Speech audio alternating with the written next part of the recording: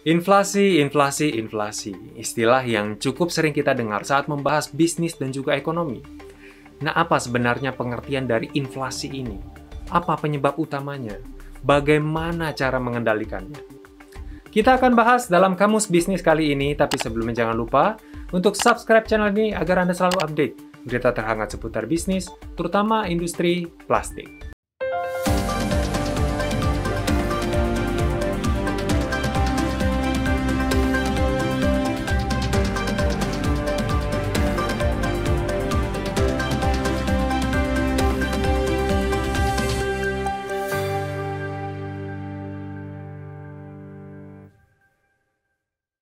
Apa sebenarnya arti istilah inflasi ini sendiri?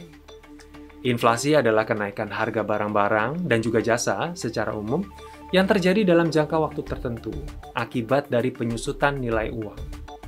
Contoh mudahnya mungkin seperti ini. Di tahun 90-an, uang jajan Rp1.000 itu sudah termasuk cukup besar.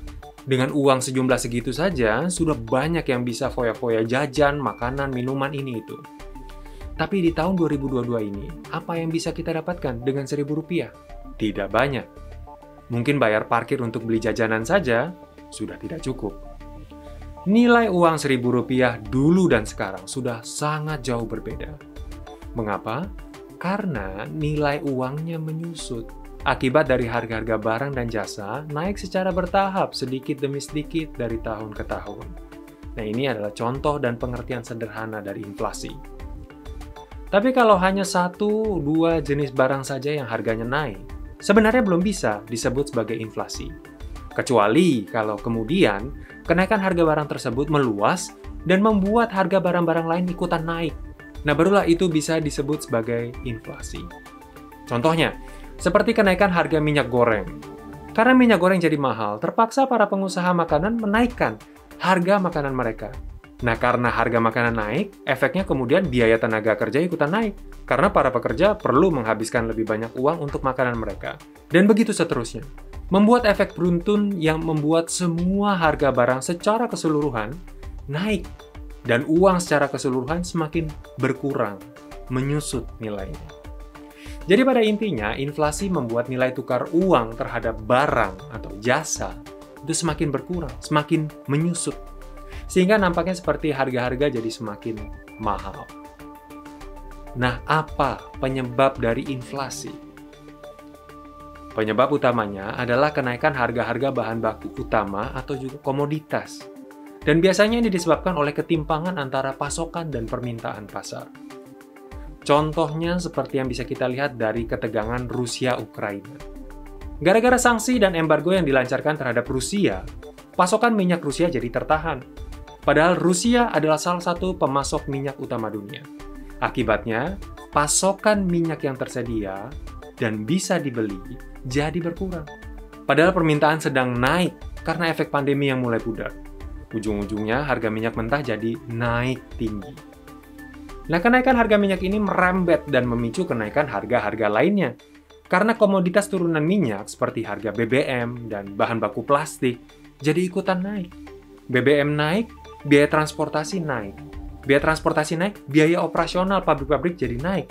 Biaya operasional naik, akhirnya harga jual produk akhirnya naik juga. Sehingga terjadilah inflasi. Nah, penyebab kedua dari inflasi adalah jumlah uang beredar yang terlalu tinggi, terlalu banyak. Seperti di awal pandemi lalu, karena lockdown ketat di berbagai negara, banyak bisnis dan juga industri yang mandek, yang berhenti beroperasi. Dan di sisi lain, tingkat konsumsi masyarakat juga menurun drastis karena tidak bisa kemana-mana, sehingga perekonomian pun sangat melambat. Oleh karena itu, Bank Sentral memutuskan untuk melakukan cetak uang untuk bisa meningkatkan jumlah uang beredar, menjaga daya beli masyarakat, sehingga perekonomian tidak berhenti sama sekali.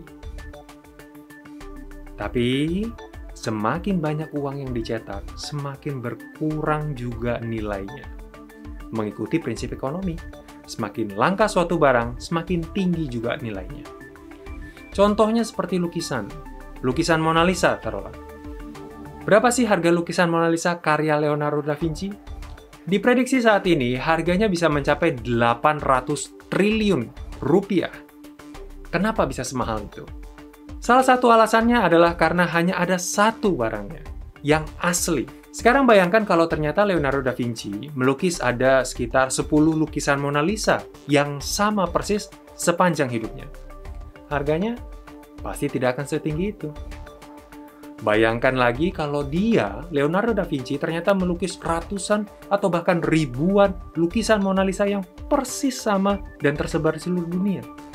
Apakah harganya masih 800 triliun rupiah? Nilainya dan harganya pasti akan semakin turun.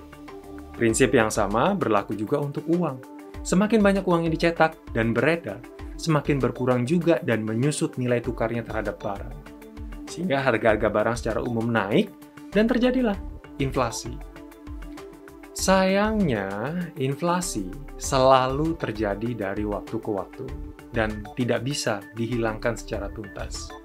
Namun, inflasi masih bisa dikendalikan dan juga dikurangi.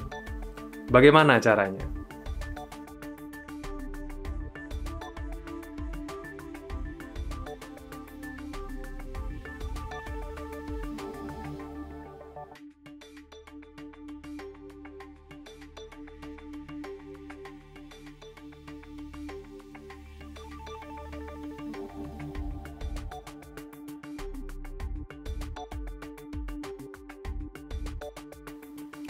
Biasanya pemerintah bersama dengan bank sentral akan melakukan pengendalian inflasi melalui 3 jenis kebijakan. Kebijakan moneter, kebijakan fiskal, dan kebijakan non-moneter.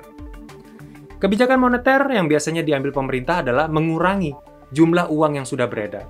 Caranya bagaimana? Dengan menaikkan suku bunga pinjaman bank dan juga melakukan operasi pasar. Sedangkan untuk kebijakan fiskal yang biasanya dilakukan adalah dengan menghemat pengeluaran dan pembelanjaan negara. Tujuannya adalah untuk menurunkan permintaan pasar, membuatnya seimbang dengan ketersediaan pasokan yang ada dan akhirnya membuat harga-harga jadi turun.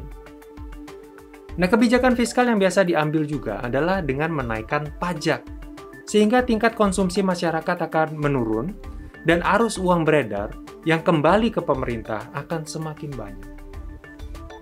Nah, kemudian untuk kebijakan non-moneter, biasanya pemerintah akan mengupayakan peningkatan tingkat produksi dan juga tingkat ketersediaan barang dengan memudahkan aturan impor barang. Pemerintah juga biasanya dapat menetapkan harga maksimum untuk beberapa jenis barang komoditas, seperti minyak goreng curah yang HET-nya pernah dipatok di Rp14.000 saja.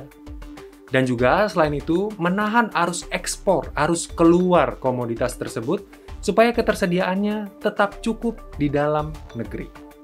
Nah sekarang, bagaimana masyarakat umum dapat menghadapi laju inflasi yang kelihatannya tak terbendung, terus naik dari tahun ke tahun?